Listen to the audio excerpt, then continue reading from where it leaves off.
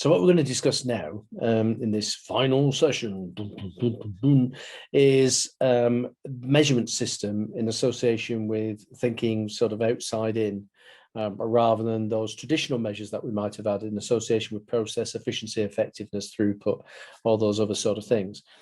So the ones that I tend to focus on in the work that I do are the ones that are in the sort of the bold green boxes, and I'll explain the dotted green box as well. The others are useful, but they tend to be more used in maturing outside in organizations. So my suggestion is that, don't try to drain the ocean. What you might want to do is focus on some of the key ones that will really help guide the work that you're doing in an organization. So before we dive into that, any sort of questions? We good? Fantastic. There'll be an opportunity to a Q&A before we finish this final session, but let's get into having a look at some of these measurements, shall we? Let's see what they mean to us. So the first one we talk about is the disruption factor. So we did that earlier on in the week, and here we can see the people in 3 teams, as it's simulated, moving from chaotic, uncontrolled, and there's actually one in the death spiral there as well. And as one of my aviation friends pointed out, if you're in the death spiral, there's no coming back. That's it, you've gone. But I think when we're doing this sort of analysis, we give them a chance anyhow. And you can see the improvement of somebody who had 31 moments of truth, getting it down to 10. Now, a little while, I'll talk about how we structure the workshops to be able to do this sort of analysis. And I've called them OI dashes. And it's over 5 days, and it's a 2-day workshop, and I'll explain that a little bit more fulsomely. But this is the sort of thing that if you're in those workshops, from the current state to the future state, the sort of shifts that you can achieve. And we know the further you get to the left in terms of reducing your number of moments of truth, the lower the cost of processes, the better the service you'll provide. The more you are to the right, the likelihood is the more complex, the more complicated things are, the less efficient you are, and the poorer the service you will deliver. Right. So that's the first one. Do I use that every time? Well, yeah, it's a good sort of bounding factor, and it also allows you to sort of see a before and an after, and be able to calibrate a percentage improvement. We've seen in the work that we've done so far this week, 90-odd% improvements, both in terms of optimizing and aligning a process, and then in terms of innovation, again, another 90-odd% improvement. Until we started looking at the world, I said we started looking at the world, organizations started thinking about the world from the outside in perspective. Those sort of percentage improvements were really, unachievable, let's put it. And why is that? It's because part of the assumption that we always make is that we're looking at a process, and the process will still exist at the end of looking at it, but we will have made it more efficient and effective. With outside in, to a very large extent, a lot of the gains that organizations are achieving in and around this are about stopping doing dumb stuff. Now, it's not dumb stuff in the context of them doing it.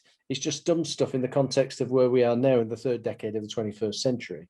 Still doing same old, and just getting more efficient and more effective at it.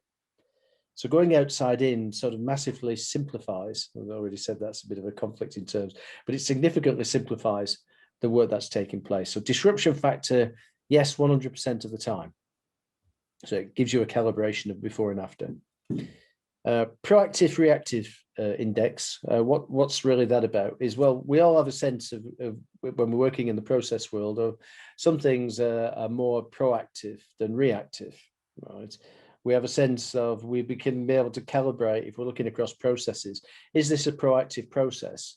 Is it getting ahead of the game? Is it asking the questions we need to ask? Or is it waiting for events to happen, and then we start asking the questions we need to ask? So our mechanism for actually measuring that, and as you can see, is the sort of a diagram with moments of truth and handovers on here. And this is, if you like, a simulation of a current state.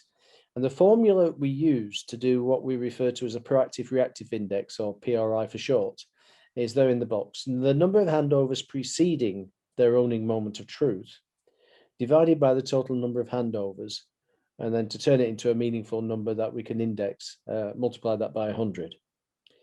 So what we can see here is, in terms of these relationships, we've got 5 moments of truth. And I'll go to the first one. This first moment of truth, for instance, this one here, we can see that it's got 1 handover precedes the owning moment of truth, and it's got 3 in the total relationship. That's that figure. Multiply it by 100, gives us a score of 33. Likewise, if we go to, let's go down here somewhere. If we go to moment of truth number 4, it's got 1 handover precedes the moment of truth, and there are 4 total handovers in the relationship. Times it by 100 gives us a PRI of 25. The higher the score, the better, because what that implies is that all the internal work we're doing precedes the actual customer contact. But bear in mind, a customer contact doesn't have to just be external. It could be secondary or it could be internal. So the point we were discussing earlier on, say, for instance, in business analysts doing business requirements documentation, if you've done the legwork up front and connected the dots between the strategy and the function you're going in to talk to about, right, that will be more proactive than if you waited to get all the information from the department that you're talking with. Agreed? So this gives us a mechanism of measuring at the causal level, not just the sequencing of tasks and activities, but at a causal level. A good example would be one that we've talked about a couple of times is, say, in an insurance claims department. And that incident I talked about in Texas, when we were doing the pre-evaluation before we did the work, we said, what's a typical day in the customer claims contact center? And they said, well, there really isn't a typical day. There's like 2 typical days.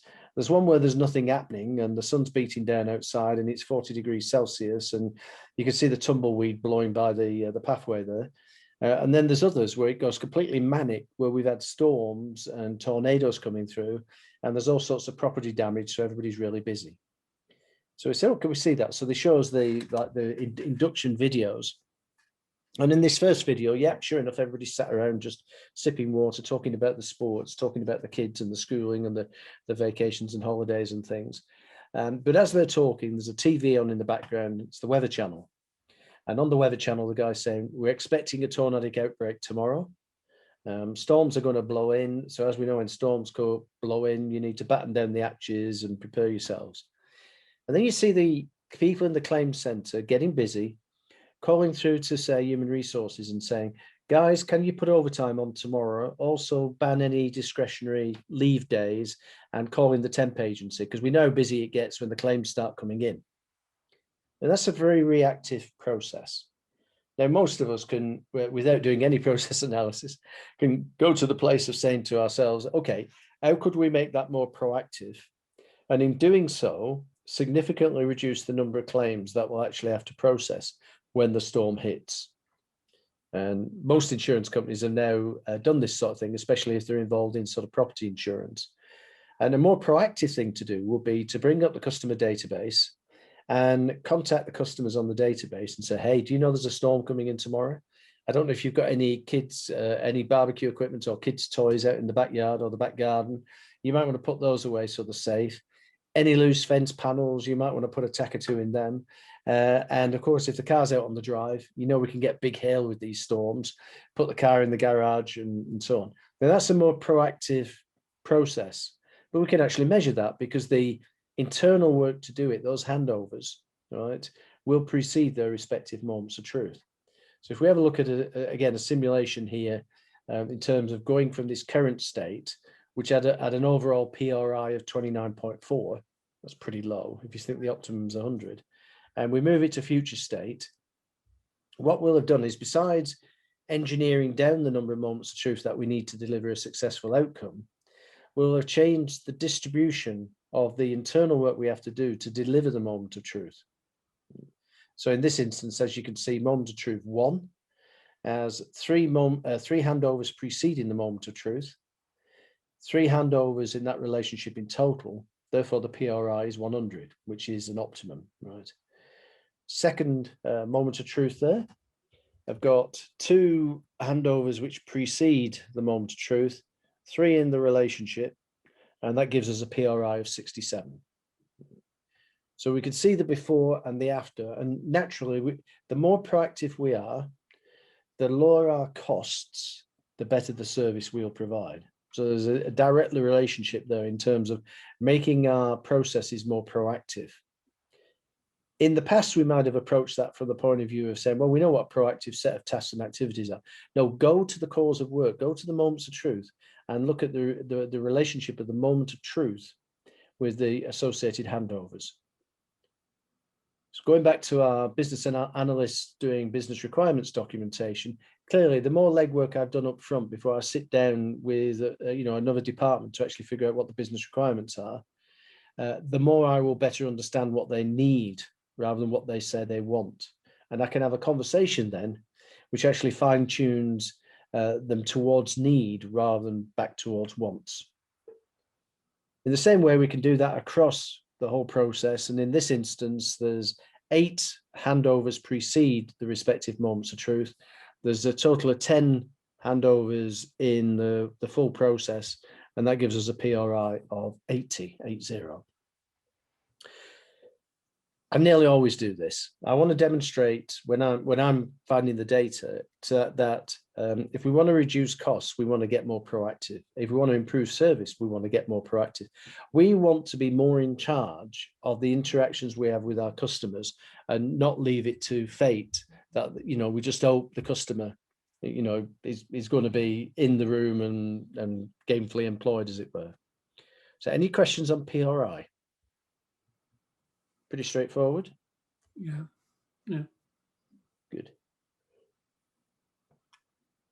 So naturally, I'm going to sort of suggest that when you're doing the dashboard, use the exercise based on your ISM, your SCOC, and your innovation approach, and then moving it into a CPL, and then look at it through this lens of PRI. So with our example from Montreal Business School, or one of the schools in Montreal, we can then actually see across these 7 moments of truth a description. And in this instance, we're talking about the proactive reactive index. We could see it per moment of truth, but then we can also see the total against that process, against that experience. Right? And in terms of this score, the PRI, the higher that is better. So over time, progressively, we want to see that score improving. Agreed? Mm-hmm. Good. Sorry, I've got my phone's going ballistic at the moment. Somebody keeps trying to come. So that's PRI, right? So exercise 16, do your PRI. Right. The next one is risk element. So in a similar sort of way, if we're looking at the causal level, the moment of truth level, we know that not all moments of truth are created equally. There are just some moments of truth that are more important than others. And one way of thinking of that is if we messed up at a moment of truth, what's the consequence to the customer and what's the consequence to us as an organization? So let's have a look at that in terms of how we do it. So it's this part of the dashboard where we call risk impact, and we're going to give it a score. So how do we figure out what the score is in terms of the moments of truth? When we're thinking about risk management, in this context, there's 2 elements to it. There's one, the impact on the customer, and there's the other is the impact on us as an organization. Again, remember, it's completely scalable. So if you're thinking about it in the departmental context, that's perfectly fine as well. So it just depends on who is the customer. Are they primary, secondary, or internal? So if we're thinking about calculating the risk, let's look at it through the impact on the customer first. And we talk about 3 conditions. There's low impact, medium impact, and high impact. So low impact to the customer will be if this part of the process broke or didn't perform as intended, how would you feel? So low in this way would be, you'd probably be annoyed, but you wouldn't terminate your relationship with the company. It would be an aggravation and stuff like that. Right. A medium impact might be, look, I'm getting annoyed now, and if this happens again and I've got a choice, I'm going to move my business elsewhere. And then high impact might be, that is it. If I've got a choice, I'm out of here. If I don't have a choice, I'm going to complain vociferously to my political representatives, anybody else who's got any influence over what you guys are doing, like regulators and so on like that. So we could see that if we messed up at a moment of truth in the context of the customer, does it have low, medium, or high impact? Now, likewise, we can do that for the customer. Let's look at it from the organization. So because we've talked about insurance many times, I've used the example of the State Farm insurance in Texas here. And what they originally said was, look, if we messed up at a moment of truth, it's really bad form because it could increase our costs. If it increases our costs, that's a bad place to be. It's also a bad place to be if we prejudice revenue, if we reduce our revenues. And compromising service levels, yeah, that's pretty important as well. Loss of sales, well, yeah, that's up there in the top 4. And then so on down the list. Now, you may have other elements and things like that, but this is the sort of thing that you get agreed up front in terms of, if we messed up with the customer, what's the worst things that can happen to us as a company? And at the time these guys were doing it, it was cost, revenue, service. Shortly afterwards, there was a downturn in the insurance market, and it was as a consequence of some people were doing things which were non-compliant. So the trust in the insurance industry per se reduced. So what happened in the following year, these two things down here, failure to meet compliance and inability to meet regulatory requirements, because the regulator got involved, they moved up the league table, if you like, and they were up at 2nd and 3rd. It's the sort of thing you get agreed up front before you start working on in the projects, but it's the sort of thing that doesn't change every other day. It's not going to change every other month. It may change, annually, something like that. Depends on the nature of the organization you're working with. So in this instance, we're saying if we messed up at a moment of truth and it increased our costs, that's dire. If it loses us revenue, that's bad as well. Compromises service levels, that's pretty bad, and so on down the list. And that's interestingly enough, out of that list that they created back then was, if we messed up at a moment of truth and quality was compromised, well, yeah, we've got to be concerned about quality, haven't we? But at the same time, it's nowhere near as important as these other half a dozen things. I have a question. Please, yeah. This one, that's part I'm clear on, but I'm bugged down on the previous one with regard to low, medium, and high impact on customer. I'm trying to figure out, if you ask people internally and they don't really know their customer, would you classify that low, medium, or high impact on customer? They don't really know. Yeah. And because they don't even know the difference between customer expectation and customer real needs or wants that will make a difference. So how do you deal with an immature audience and trying to qualify low, medium, and high? Okay. A starting point might be who is your customer? And it could be another internal department. So I keep using the business analyst one because we talked about it earlier on. But it could be from a business requirements point of view, going out to say customer service, and I want to understand your IT needs over the next 12 months. All right. So we identify that in terms of the delivery of a particular system that you want to build, these are the moments of truth. All right. And which are the ones that are more critical to you than not? Now, in terms of us going away and doing the project work, we can apply the process thinking to that as well. So in terms of the project work, the key stages, discovery, analysis, design, validate, integrate, and so on like that across a time cycle in the project. From an internal client's point of view, which are the most important things there? And if I messed up, what's the impact on the client in this instance, another internal department? So you can calibrate at that level. And you sort of doppelganger, you say you're talking with the sales team. There's a hope that the sales team have a good articulation about who their customer is, so they can share with you that if you're going through this project and building this system, and you screw up at this point, that's more critical to me than it would otherwise be. So you can do a gradation there. If it's a secondary one, and we've done this a few times over, where the secondary customer is a regulator. And if we messed up at this moment of truth, say drug development, again, that sounds pretty close to home, doesn't it? If we messed up at this drug development cycle, what's the impact on the regulator if we messed up here compared with if we messed up there? And so there are just some things that are more important. You're quite right, Giles. It's easier to see with the external customer, but then that's a little bit like using the performance landscape to identify, how do I connect with the tasks and activities and outputs and outcomes? Who am I delivering them for? And what's the impact going to be if I don't deliver them effectively? So it goes some way to answering it. And just test it. And it's the reality of the world we live in, that if you're working with companies who are not outside in, exactly to that point that we started the week with, where we showed that organogram where there was a person in operations who said, I get this stuff about the customer, but I'm 8-9 steps away on the value chain that way, and I'm 2 or 3 steps away that way. And the only reason is because the way we draw the chart, but that's the reality at the moment. So you sort of say, okay, in terms of the work that you do, who is your customer? And then we'd have some of our more purist process friends says, there's no such thing as an internal customer. And you go, actually, the supplier customer relationships everywhere you go. And if we bound our world in a functional specialist way by having things like service level agreements between departments and so on like that, you have supplier customer relationships. You can't get away from it. You might say, yeah, we're on the same team, and you might be. But in that analogy, if I was to think of soccer, then the defender's customer might be the striker.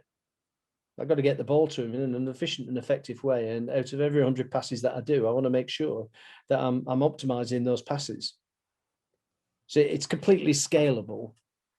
Right down to, and we've done this not so much in a business context, but in a therapeutic context, where you have a psychotherapist interviewing a patient. And within the relationship, the certain stages that the therapist would want to move the client through. And you can break those down into micro moments of truth. And then we do the risk assessment at that as well. So which are the critical ones? So it might be a less critical one is instead of calling you Giles, I call you Jim.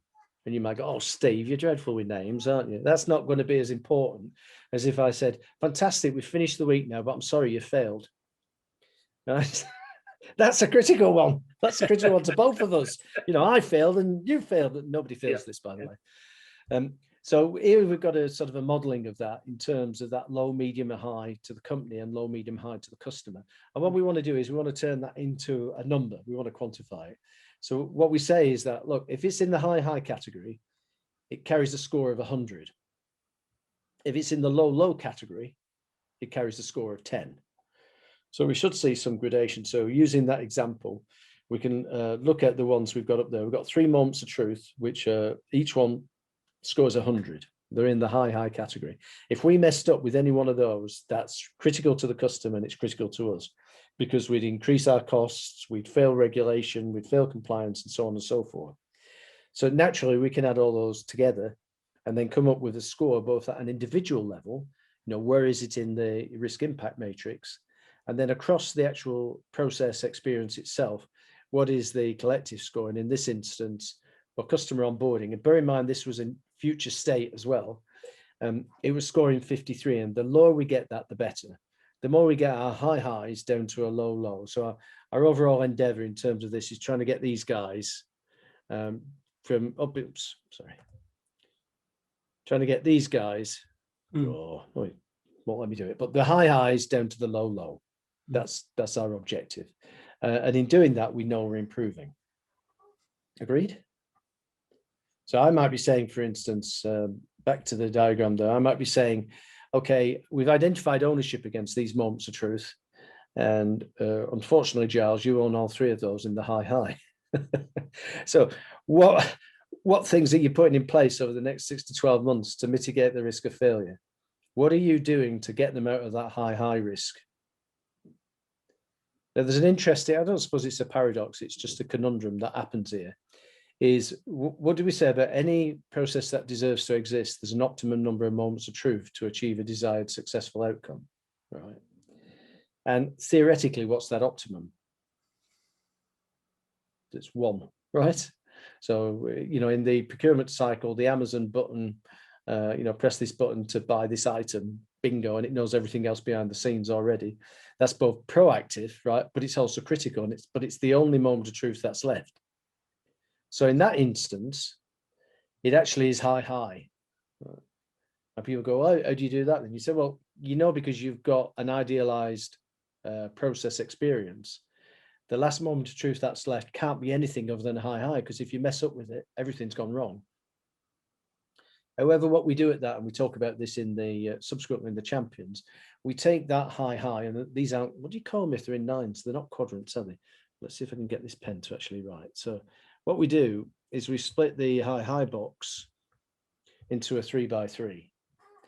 And so in an ideal process where you only have the one moment of truth, where is it in? And obviously there's a score here where you've got 100 in the bottom left, progressing up, it goes 300, it's 900. So the closer it is to 900, the more out of control that singular moment of truth is. It's when you get down to that singularity, that's the only time that's going to occur. Other than that, that's gilding the lily. You don't need to do that. What you're trying to do is get everything to the lower left. So that's risk impact, and we can put it back onto our dashboard, look at it across a process, look at it at an individual level. Now, what I'm already discerning, we've done proactive, reactive, and we've done risk impact. I'm already discerning that we've got ownership over there as well in terms of, say, receive information packs, it's owned by marketing, arrive on first day, that's owned by registrar. So my eyes will be drawn to lower is better. So my eyes are going to get drawn in terms of being able to impact things in a better way to the ones which are high. So we have 2 which are 100 there. But I might also look at the ones which are the least proactive. So higher is better on proactive. So I'll be saying, hang on a minute, that's low. So guys, let's have a look over here. So registrar, all right. What are you doing in the context of the customer, our students completing the application forms? It's a very reactive process because we're waiting on getting the application forms back. And at the same time, if we don't get the application forms back, the student can't engage with us and we don't get any funding for the student. What are you doing to fix that? Whereas in a process context, and we would still talk about end-to-end processes and things like that, the ownership in our new process world from the outside in is at the cause of work level, the moment of truth. The only way the registrar can get that better is by liaising with the other owners of moments of truth, in which instance they already own the next 2, but they might also want to go and talk to the marketing people, that if we could pre-prepare the student in terms of you're going to receive an application form and it's going to ask for this information, so that by the time we send the application form out, they already have that information to hand. Oh, that becomes more proactive because I'll have shifted. I think in that relationship, there were 3 handovers, 2 were after the moment of truth. If we do that, there'll be 2 moments of truth before the moment, 2 handovers before the moment of truth and one afterwards. So this is where we can get into that continual improvement. It's not like a fixed state. We don't go from current state to future state and then we lock it into steady state. And we use, I'm sure you've done it, Giles, and some of the other guys on the call, I know Morgan will have done this. We used to do that force field analysis where we used to look at these competing forces in an organization and try to get to a steady state between these competing forces, once we'd rationalize them. Outside-in companies are constantly in a state of innovation. They don't stop to take a breath. They're continually trying to improve. So that's the risk impact score. So exercise 17, you'll be pleased we're getting towards the end of the exercises now, is to go away and calculate the risk impact score. So we've done the first 3 in the green box at the moment: disruption factor, proactive, reactive index, and risk element. There's these slides in the PDF, you'll see cost of outcome, change index, and so on. But I'm going to skip forward now. To the next one I wanted to talk about is in terms of the type, the ownership, and also this, what we refer to the 4 E's, and that's how they all fit together.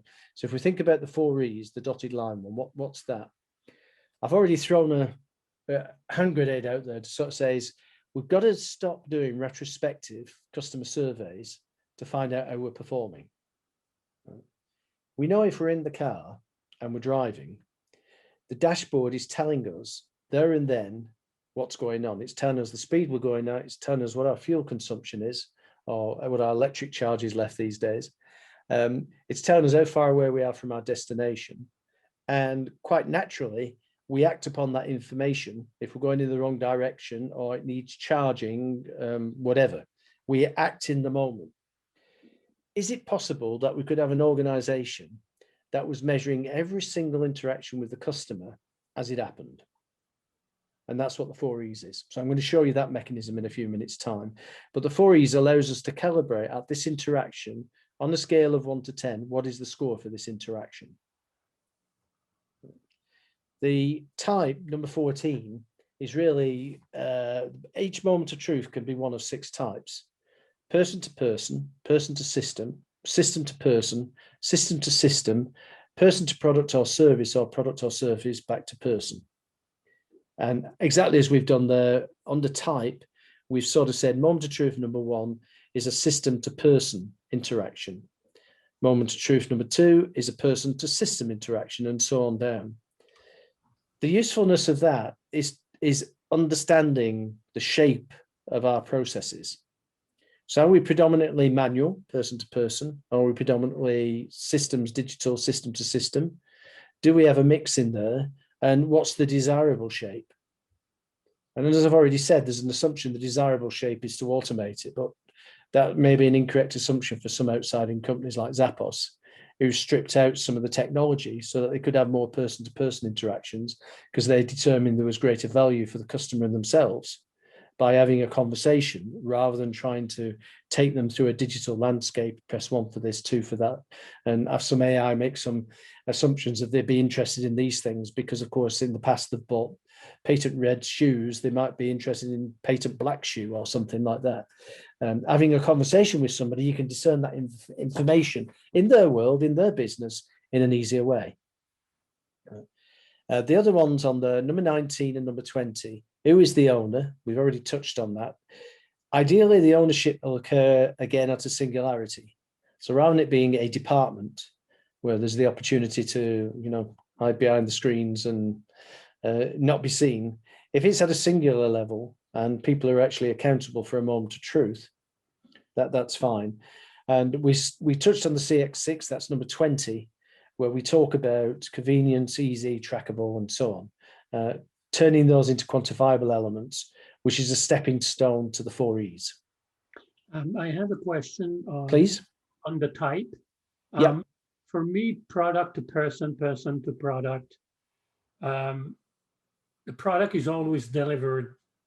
No, I was thinking of a service industry because the service comes always through a system or person. Whereas in the product, indeed, I do have a. Yeah. So the one I like to use on that one is if you think of a Dyson, the vacuum cleaner company. Well, they're not vacuum cleaners anyhow. They don't call them that these days. I don't know what they call them. But anyhow, Dyson talk about the interactions between the person and product. So when they're talking about service design, systems design, and all those other sort of things like that, they're looking at the profile and the interactions across the customer experience of how the person uses the product. So for those guys, the person to product and the product to person. So is it a smart product that can tell you that, they don't have bags on Dysons, but is it a smart product that can tell you that this motor is about to overrun, it's about to overheat or something? Or the person to product, is it usable? Is it flexible? Is it easy to carry and things like that? Those are really important for manufacturing companies like that. But you're quite right, in service companies, it's going to be much more interactions between people and systems and systems and systems. So whether it's the customer's system, which might be an iPhone or a laptop or something like that, or whether it's the actual person themselves, breaking those out and understanding them is quite useful in terms of where do we want to go with this in the future? How do we want to improve this process further?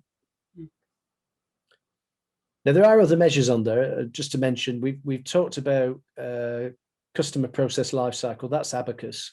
That's that column there. And we identify against the moments of truth, the property of that moments of truth.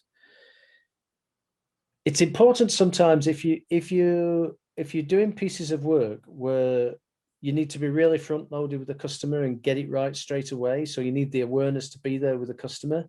I would probably highlight that, but the vast majority of cases, customer lifecycle follows behind, these other important measures. Relationship ratio, I'll just mention that for a moment. There's, if we scan from moments of truth 1 to 7, and we see moment of truth column 1 has got a dash in, that means that moment of truth has no relationship with any other moment of truth. Right? And what's that getting at? Well, I used an example of saying bank onboarding of new customers. And it's fairly common now that we all have to go through some money laundering routine. So say I've got 6 categories of customer, I may only need 1 moment of truth to service those 6 categories of customer. In which case, if I was looking at that moment of truth, it would have a relationship of 1, and then there'd be a number 6 in that moment of truth column. It would tell me that that moment of truth is being used 6 times over. across all our processes. This is where, like, coming at it from a process world, our process modeling toolkits work, but working at a sort of that tasky activity level. This is where it begins to screw with your head, because your visualization system for doing that means that if I had a high net worth customer who was coming on board, this is the process they follow. If I have a new student who's never had an account, this is the process they follow. No, it's the same process. It's the same moments of truth in money laundering. Now, when they get further down the path within the actual process experience, it changes, because the way we're going to deal with high net worth customers is different to how we deal with newbies, for instance. But what it means is that we don't have redundancy in our processes anymore. We have optimum utilization of the moments of truth. But that's a picture for another day when we get into execution in the champions level. We'll be revisiting that to show you the usefulness of it. But if we stay with moment of truth 1 under that relationship ratio column, we could see it's got 3 handovers, 1 business rule, and it fits in with 1 successful customer outcome canvas. The next column aligned, yes, no. What that's about is, have we built a performance landscape in which that moment of truth appears? And it's binary, it's digital, it's yes and no, black and white. So in this instance, because this is a future state, we've already built the performance landscape. Trend is straightforward. So as you're running with these things in a live environment, is it getting better or is it getting worse? And there's a weighting we can do to that. And then we'll get over to the 4 E's in a moment or two. I'm still not getting the relationship ratio, because what I see there, Steve, versus how you explain the level of dependency or connection between, I just can't compute that. Right. So let me draw it on this diagram. That's probably easier than going back to the other one. So let's draw a moment of truth, right? And let's take moment of truth number 1. Now, I already know this, but I know this is in terms of handovers. There's 2 handovers precede the moment of truth, and there's 1 follow. How do I know that? Well, it's got a score of 66, and there's only 3 handovers. Now, forget I've just said that. I already know the distribution in association with this moment of truth. So I can see that we have in the relationship 3 handovers. That's what that thing is there. All right. It's also saying that we've got 1 business rule. Oops. We've got 1 business rule, and it appears in 1 successful customer outcome canvas. So if we were doing our 7x7, it appears like that. Yep. So that's what that information is telling me. Okay. All right. As you can imagine, this is the first one. When you've got many processes going under control from an outside in perspective, and we've got many lists like this, what I'd start to do is I start to look at the relationship of the moment of truth here, right? And I'll sort of say, okay, which of the category of customer does this moment of truth occur? And if I have 6 categories of customer and the number 6 is there, I know it occurs in every category of customer. So that's another usefulness of it, but only when you begin to populate this thing and actually build it out. Okay, merci. Thanks. Good. No. There's another one that we don't put on there, the RAG analysis, which I've talked about before. This is where you do your red, amber, green analysis associated with, is that key performance indicator a measure of output or outcome? And I blurred this out. This is from some of our Saudi friends who are doing religious tourism, and they're improving the religious tourist experience. And so we did an initial analysis to sort of say, okay, give us your 18 most important KPIs. Right. Now let's do this RAG analysis. So anything in red is a measure of output, and anything in green is a measure of outcome. And that's not untypical when you first do this analysis. Most people will actually be measuring at the output level rather than the outcome level. The conversation I then have is, if I take, say, this one, for instance, this KPI, and this is the output, and that's our lead measure for how we're performing. I say, okay, if we do that correctly, what's the outcome we achieve? And if the outcome is a quantifiable measure, that becomes the new measure. And this goes green. We stop measuring the outputs. At a simple level, it's rather like run the call center where we're tasking people to get average handle times down to less than 3 minutes. Right? And no matter what you say to me about what we're doing and how important the customer is to us, is if you said your most important measure is your average handle time, what am I going to focus my attention on? Average handle time. Yeah. I'm not going to give a fig about anything else, about team collaboration and doing the job in a nice way and always smiling with the customer. I've got to get my average handle time down to 3 minutes. But in that instance, I will be saying, okay, what's the result of getting your average handle time down to less than 3 minutes? And there is an outcome measure there oftentimes, which is to do with capacity management and utilization rate of the contact center. Right, let's make that the outcome measure now and let everybody participate in achieving that outcome measure. So if you mess up a couple of times during the day by the old measure and your call takes 8 minutes or 9 minutes, you've not failed, right? You've actually delivered a successful outcome, right? Because the outcome that you're trying to achieve is to make sure we deliver against these key metrics in the successful customer outcome canvas. So you can, it's the subtlety of this as well, is it's like, what's it, Richard Bandler, the NLP guy, used to say, he said, you've got to inoculate your audience against themselves. And whether they consciously will game the system or unconsciously, it doesn't matter. They're still gaming the system. So we've got to take that, unless gamification is a good thing, and it is in certain contexts, we've got to take that out of our systems because that's polluting our results.